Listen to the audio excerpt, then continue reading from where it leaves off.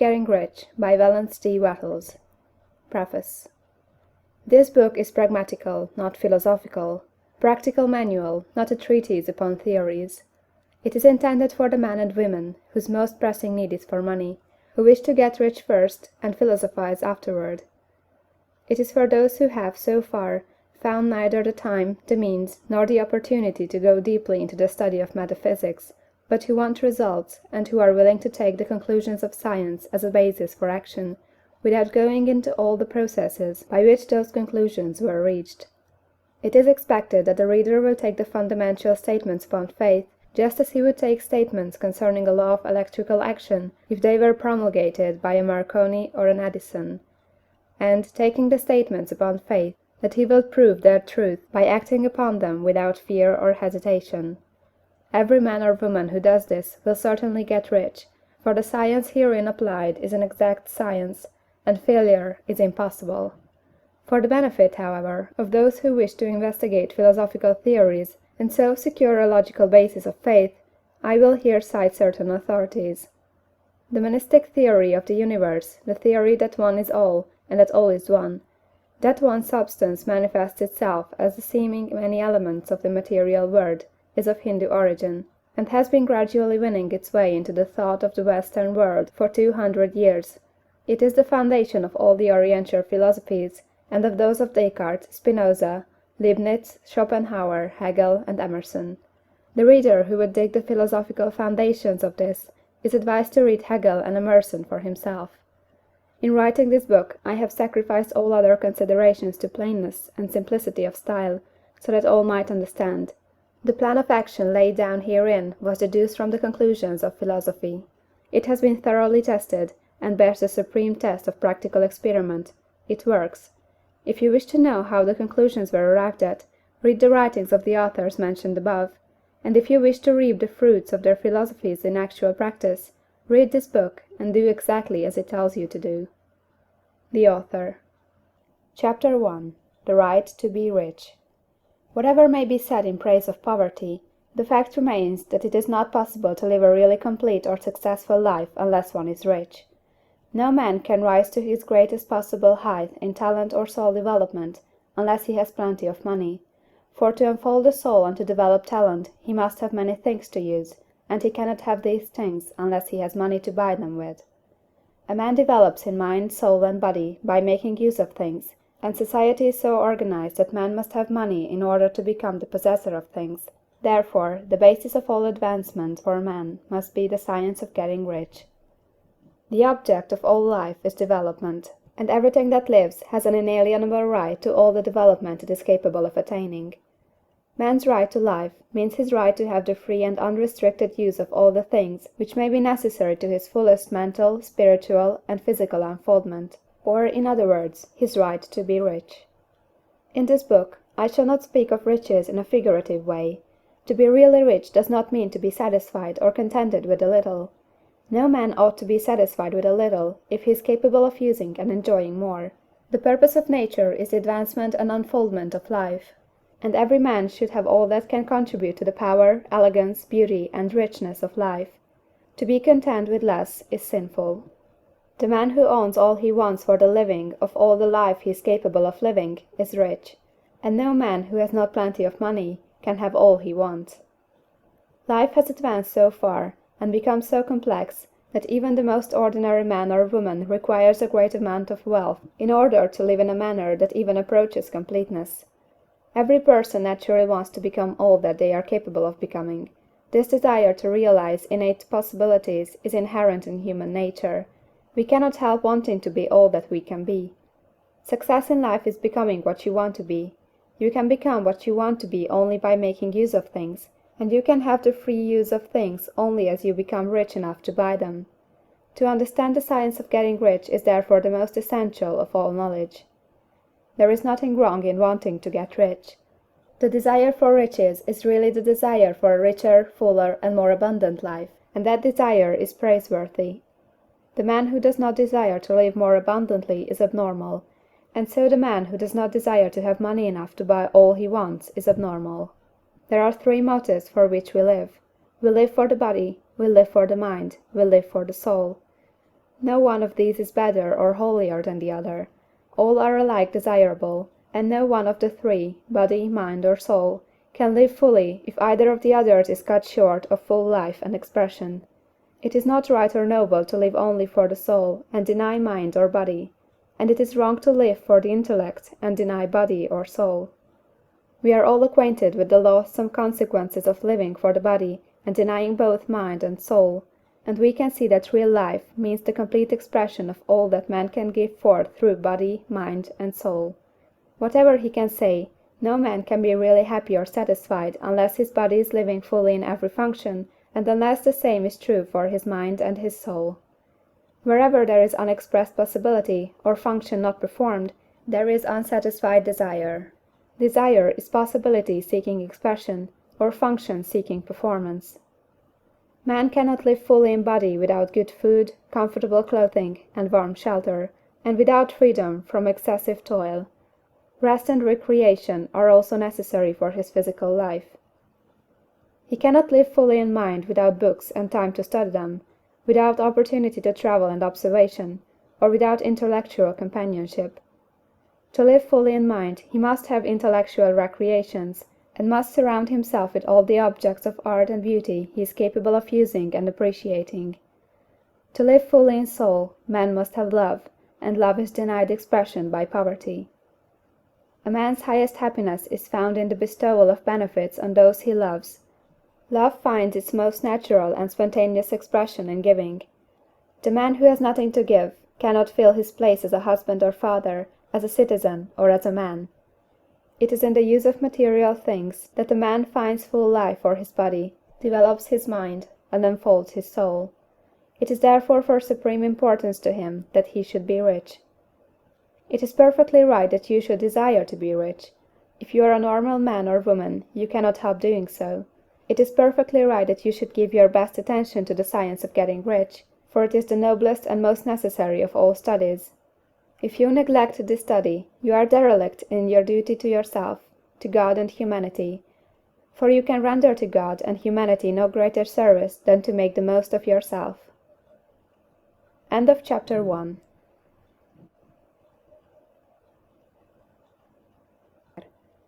Chapter 2. There is a science of getting rich. There is a science of getting rich, and it is an exact science, like algebra or arithmetic. There are certain laws which govern the process of acquiring riches. Once these laws are learned and obeyed by any man, he will get rich with mathematical certainty. The ownership of money and property comes as a result of doing things in a certain way. Those who do things in this certain way, whether on purpose or accidentally, get rich, while those who do not do things in this certain way, no matter how hard they work, or how able they are, remain poor. It is a natural law that like causes always produce like effects, and therefore any man or woman who learns to do things in this certain way will infallibly get rich. That the above statement is true is shown by the following facts. Getting rich is not a matter of environment, for, if it were, all the people in certain neighborhoods would become wealthy, the people of one city would be all rich, while those of other towns would all be poor, or the inhabitants of one state would roll in wealth, while those of an adjoining state would be in poverty. But everywhere we see rich and poor living side by side, in the same environment, and often engaged in the same vocations. When two men are in the same locality, and in the same business, and one gets rich while the other remains poor, it shows that getting rich is not primarily a matter of environment. Some environments may be more favorable than others, but when two men in the same business are in the same neighborhood, and one gets rich while the other fails, it indicates that getting rich is a result of doing things in a certain way. And further, the ability to do things in this certain way is not due solely to the possession of talent, for many people who have great talent remain poor, while others who have very little talent get rich. Studying the people who have got rich, we find that they are an average lot in all respects, having no greater talents or abilities than other men. It is evident that they do not get rich because they possess talents or abilities that other men have not, but because they happen to do things in a certain way.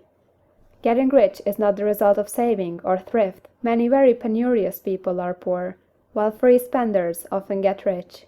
Nor is getting rich due to doing things which others fail to do, For two men in the same business often do almost exactly the same things, and one gets rich while the other remains poor or becomes bankrupt.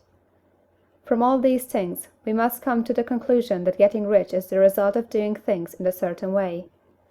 If getting rich is the result of doing things in a certain way, and if like causes always produce like effects, then any man or woman who can do things in that way can become rich, and the whole matter is brought within the domain of exact science.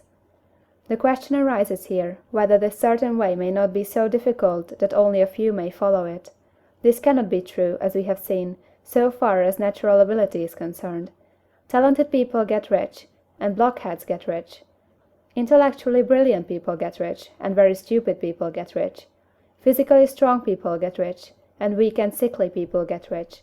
Some degree of ability to think and understand is, of course, essential. But in so far natural ability is concerned, any man or woman who has sense enough to read and understand these words can certainly get rich. Also, we have seen that it is not a matter of environment. Location counts for something. One would not go to the heart of the Sahara and expect to do successful business. Getting rich involves the necessity of dealing with men, and of being where there are people to deal with. And if these people are inclined to deal in the way you want to deal, so much the better. But that is about as far as environment goes. If anybody else in your town can get rich, so can you. And if anybody else in your state can get rich, so can you. Again, it is not a matter of choosing some particular business or profession. People get rich in every business and in every profession, while their next-door neighbors on the same vocation remain in poverty. It is true that you will do best in a business which you like, and which is congenial to you. And if you have certain talents which are well developed, you will do best in a business which calls for the exercise of those talents. Also, you will do best in a business which is suited to your locality. An ice cream parlor would do better in a warm climate than in Greenland, and a salmon fishery would succeed better in the Northwest than in Florida, where there are no salmon. But, aside from these general limitations, getting rich is not dependent upon your engaging in some particular business, but upon your learning to do things in a certain way. If you are now in business and everybody else in your locality is getting rich in the same business while you are not getting rich, it is because you are not doing things in the same way that the other person is doing them. No one is prevented from getting rich by lack of capital. True, as you get capital, the increase becomes more easy and rapid, but one who has capital is already rich, and does not need to consider how to become so. No matter how poor you may be, if you begin to do things in a certain way, you will begin to get rich, and you will begin to have capital. The getting of capital is a part of the process of getting rich, and it is a part of the result which invariably follows the doing of things in a certain way. You may be the poorest man on the continent, and be deeply in debt. You may have neither friends, influence, nor resources, but if you begin to do things in this way, you must infallibly begin to get rich, for like causes must produce like effects. If you have no capital, you can get capital. If you are in the wrong business, you can get into the right business. If you are in the wrong location, you can go to the right location, and you can do so by beginning in your present business and in your present location to do things in the certain way which causes success. Chapter 3. Is opportunity monopolized? No man is kept poor because opportunity has been taken away from him, because other people have monopolized the wealth and have put a fence around it. You may be shut off from engaging in business in certain lines, but there are other channels open to you. Probably it would be hard for you to get control of any of the great railroad systems. That field is pretty well monopolized. But the electric railway business is still in its infancy, and offers plenty of scope for enterprise, and it will be but a few years until traffic and transportation through the air will become a great industry, and in all its branches will give employment to hundreds of thousands and perhaps to millions of people. Why not turn your attention to the development of aerial transportation, instead of competing with J. Hill and others for a chance in the steam railway world? It is quite true that if you are a workman in the employ of the Steel Trust, you have very little chance of becoming the owner of the plant in which you work. But it is also true that if you will commence the act in a certain way, you can soon leave the employ of the Steel Trust. You can buy a farm of from 10 to 40 acres, and engage in business as a producer of foodstuffs. There is great opportunity at this time for men who will live upon small tracts of land and cultivate the same intensively. Such men will certainly get rich.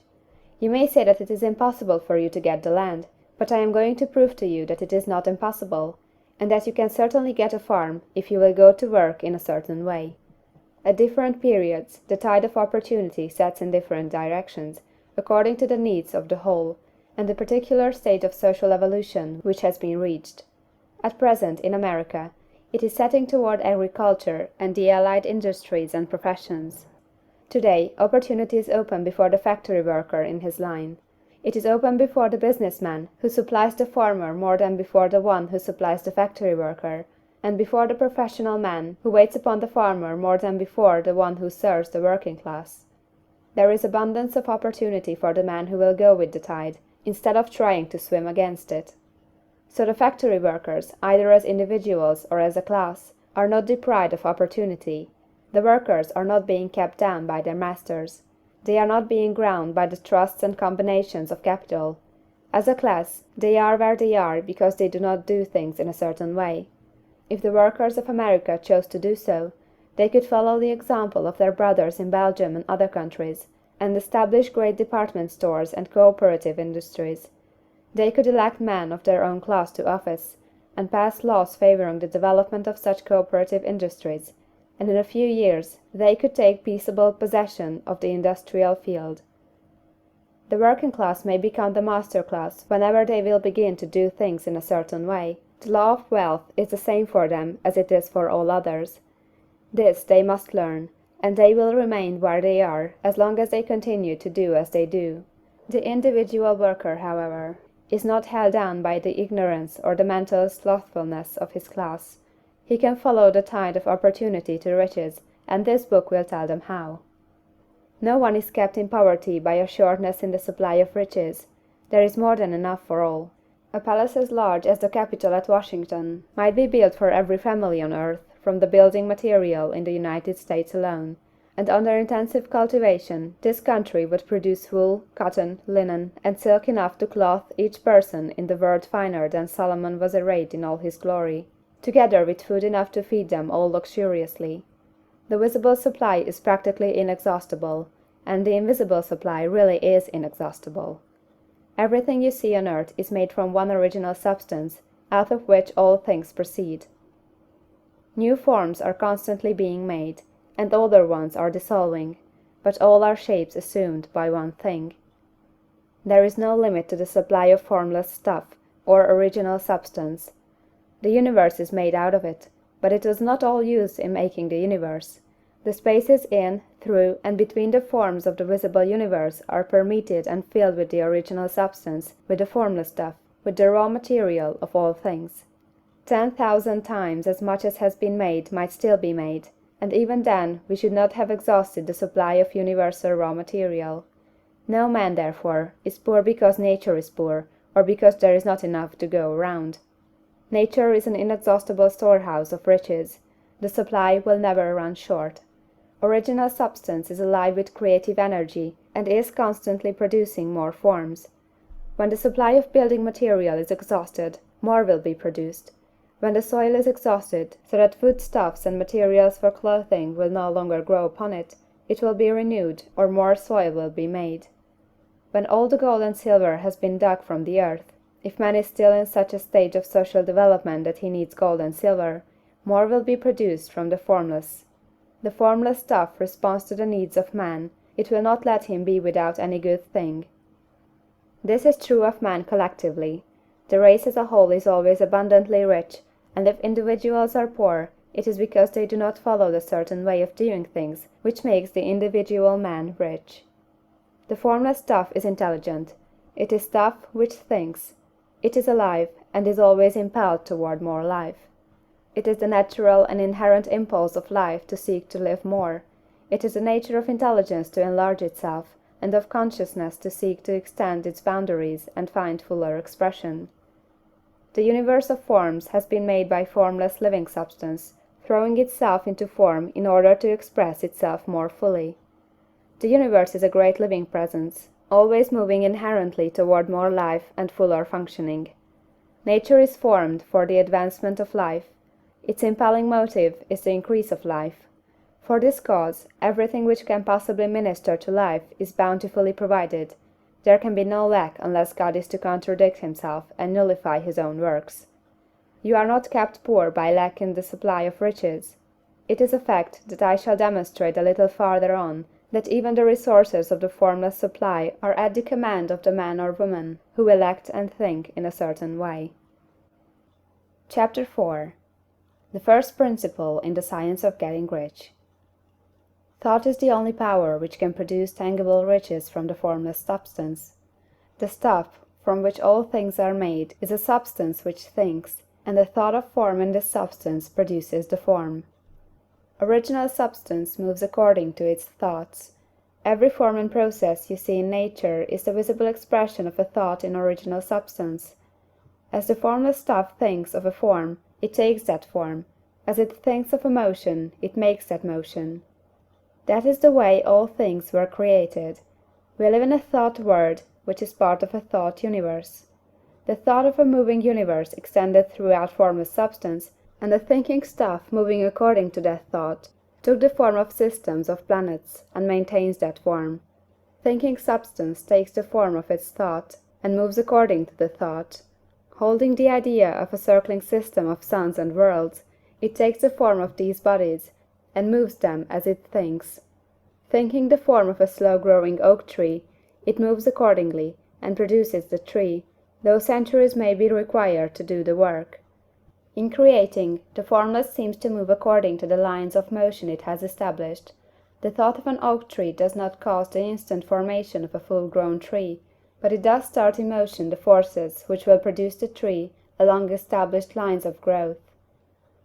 Every thought of form, held in thinking substance, causes the creation of the form, but always, or at least generally, along lines of growth and action already established.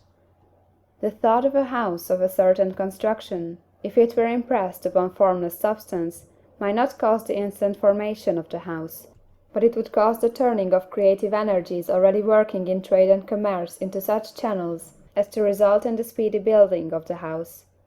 And if there were no existing channels through which the creative energy could work, then the house would be formed directly from primal substance, without waiting for the slow processes of the organic and inorganic world. No thought of form can be impressed upon original substance without causing the creation of the form. Man is a thinking center, and can originate thought. All the forms that man fashions with his hands must first exist in his thought. He cannot shape a thing until he has thought that thing. And so far man has confined his efforts wholly to the work of his hands. He has applied manual labor to the world of forms, seeking to change or modify those already existing. He has never thought of trying to cause the creation of new forms by impressing his thoughts upon formless substance. When man has a thought form, he takes material from the forms of nature, and makes an image of the form which is in his mind.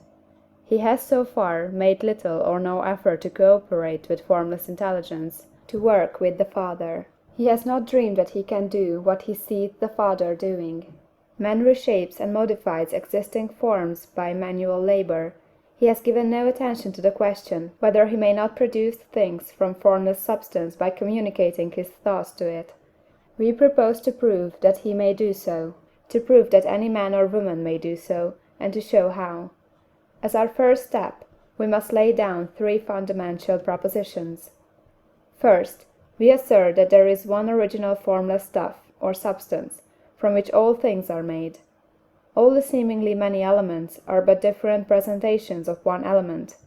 All the many forms found in organic and inorganic nature are but different shapes, made from the same stuff. And this stuff is thinking stuff. The thought held in it produces the form of the thought. Thought, in thinking substance, produces shapes. Man is a thinking center, capable of original thought. If man can communicate his thought to original thinking substance, he can cause the creation or formation of the thing he thinks about. To summarize this, there is a thinking stuff from which all things are made, and which, in its original state, permeates, penetrates, and fills the interspaces of the universe. A thought, in this substance, produces the thing that is imaged by the thought. Man can form things in his thought, and, by impressing his thought upon formless substance, can cause the thing he thinks about to be created. It may be asked if I can prove these statements, and without going into details, I answer that I can do so, both by logic and experience. Reasoning back from the phenomena of form and thought, I come to one original thinking substance, and reasoning forward from this thinking substance, I come to man's power to cause the formation of the thing he thinks about. And, by experiment, I find the reasoning true, and this is my strongest proof. If one man who reads this book gets rich by doing what it tells him to do, that is evidence in support of my claim. But if every man who does what it tells him to do gets rich, that is positive proof until someone goes through the process and fails. The theory is true until the process fails, and this process will not fail, for every man who does exactly what this book tells him to do will get rich. I have said that men get rich by doing things in a certain way, and in order to do so, man must become able to think in a certain way. A man's way of doing things is the direct result of the way he thinks about things. To do things in a way you want to do them, you will have to acquire the ability to think the way you want to think. This is the first step toward getting rich. To think what you want to think is to think truth, regardless of appearances. Every man has the natural and inherent power to think what he wants to think, but it requires far more effort to do so than it does to think the thoughts which are suggested by appearances. To think according to appearance is easy. To think truth, regardless of appearances, is laborious, and requires the expenditure of more power than any other work man is called upon to perform. There is no labor from which most people shrink as they do from that of sustained and consecutive thought. It is the hardest work in the world. This is especially true when truth is contrary to appearances. Every appearance in the visible world tends to produce a corresponding form in the mind which observes it, and this can only be prevented by holding the thought of the truth. To look upon the appearance of disease will produce the form of disease in your own mind, and ultimately in your body, unless you hold the thought of the truth, which is that there is no disease, it is only an appearance, and the reality is health. To look upon the appearances of poverty will produce corresponding forms in your own mind, unless you hold to the truth that there is no poverty, there is only abundance. To think health when surrounded by the appearances of disease, or to think riches when in the midst of appearances of poverty, requires power.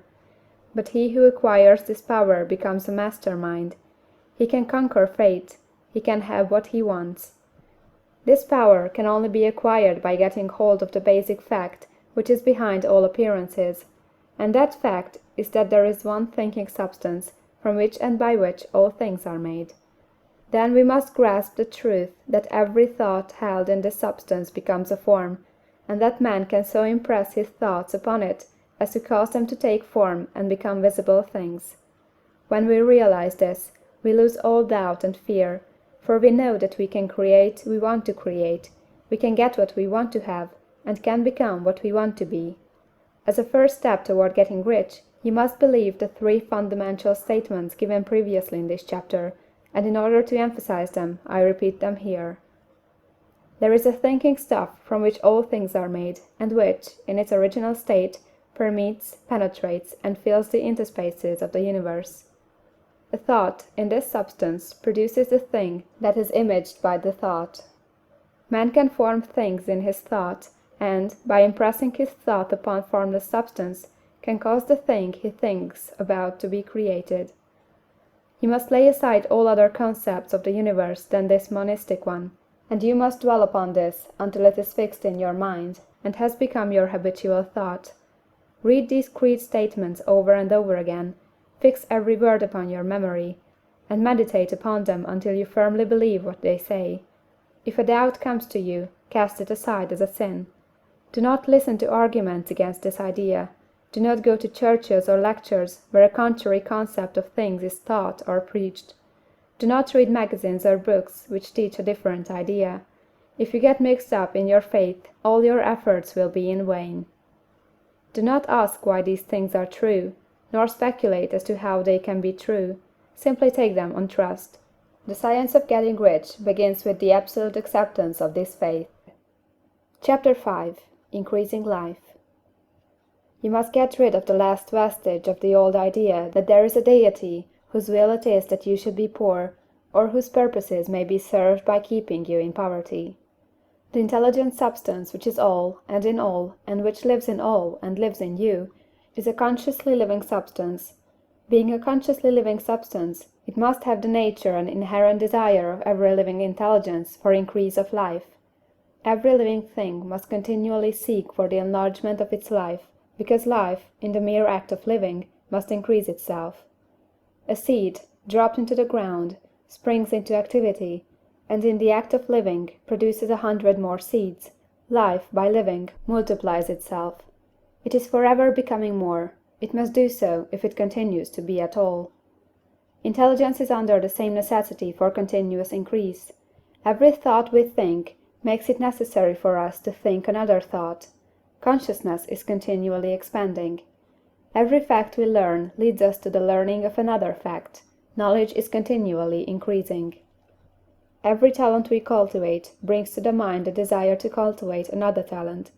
We are subject to the urge of life, seeking expression, which ever drives us on to know more, to do more, and to be more. In order to know more, do more, and be more, we must have more. We must have things to use, for we learn, and do, and become, only by using things. We must get rich, so that we can live more. The desire for riches is simply the capacity for larger life seeking fulfillment. Every desire is the effort of an unexpressed possibility to come into action.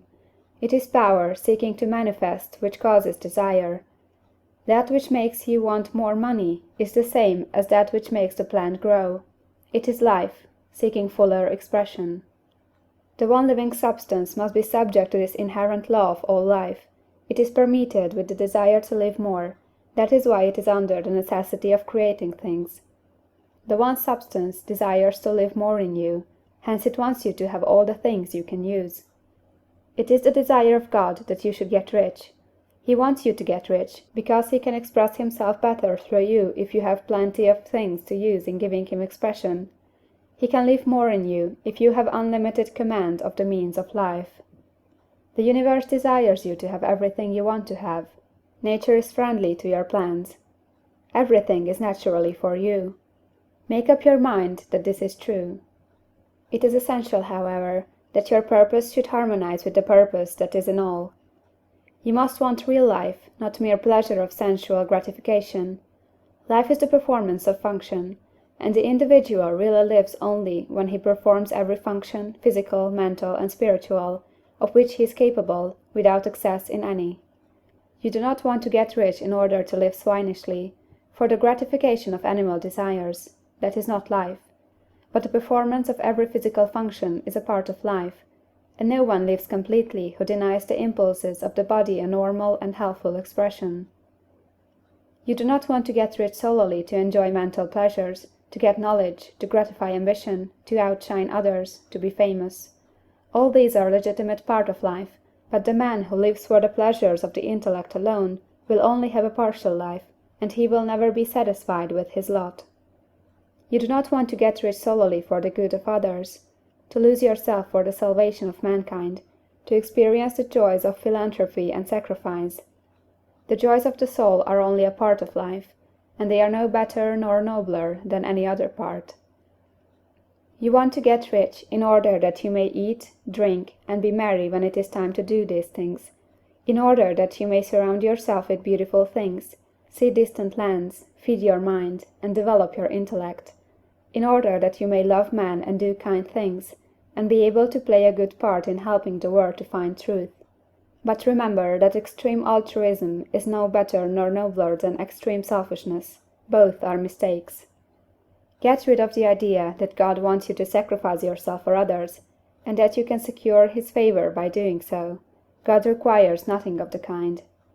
What he wants you is that you should make the most of yourself, for yourself and for others. And you can help others more by making the most of yourself than in any other way. You can make the most of yourself only by getting rich, so it is right and praiseworthy that you should give your first and best thought to the work of acquiring wealth. Remember, however, that the desire of substance is for all, and its movements must be for more life to all, It cannot be made to work for less life to any, because it is equally in all, seeking riches and life. Intelligent substance will make things for you, but it will not take things away from someone else and give them to you. You must get rid of the thought of competition. You are to create, not to compete for what is already created. You do not have to take anything from anyone. You do not have to drive sharp bargains. You do not have to cheat, or to take advantage. You do not need to let any man work for you for less than he earns. You do not have to covet the property of others, or to look at it with wistful eyes.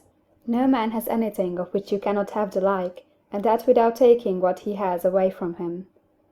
You are to become a creator, not a competitor. You are going to get what you want, but in such a way that when you get it every other man will have more than he has now. I am aware that there are men who get a vast amount of money by proceeding in direct opposition to the statements in the paragraph above, and may add a word of explanation here. Men of the plutocratic type, who become very rich, do so sometimes purely by their extraordinary ability on the plane of competition, and sometimes they unconsciously relate themselves to substance in its great purposes and movements for the general racial upbuilding through industrial evolution.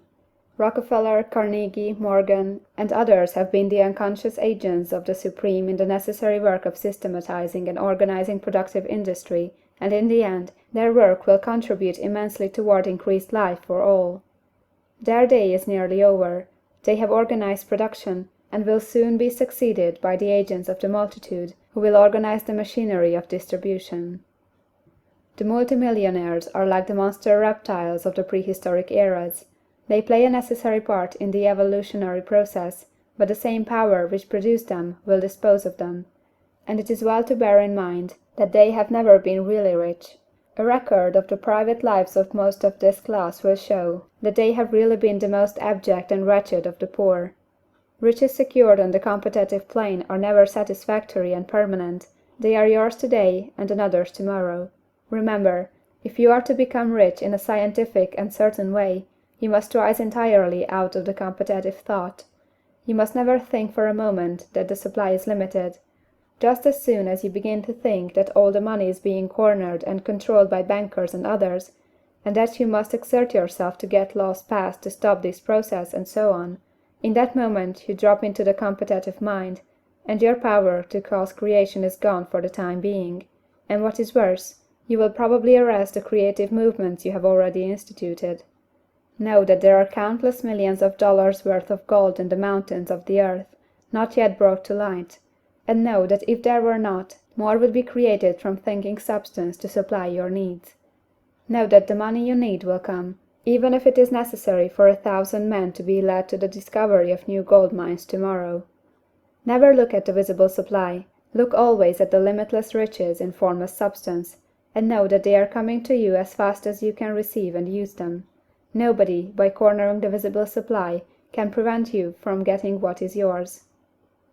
So never allow yourself to think for an instant that all the best building spots will be taken before you get ready to build your house, unless you hurry. Never worry about the trusts and combines, and get anxious for fear they will soon come to own the whole earth. Never get afraid that you will lose what you want because some other person beats you to it. That cannot possibly happen. You are not seeking anything that is possessed by anybody else. You are causing what you want to be created from formless substance, and the supply is without limits. Stick to the formulated statement. There is a thinking stuff from which all things are made, and which, in its original state, permeates, penetrates, and fills the interspaces of the universe. A thought, in this substance, produces the thing that is imaged by the thought.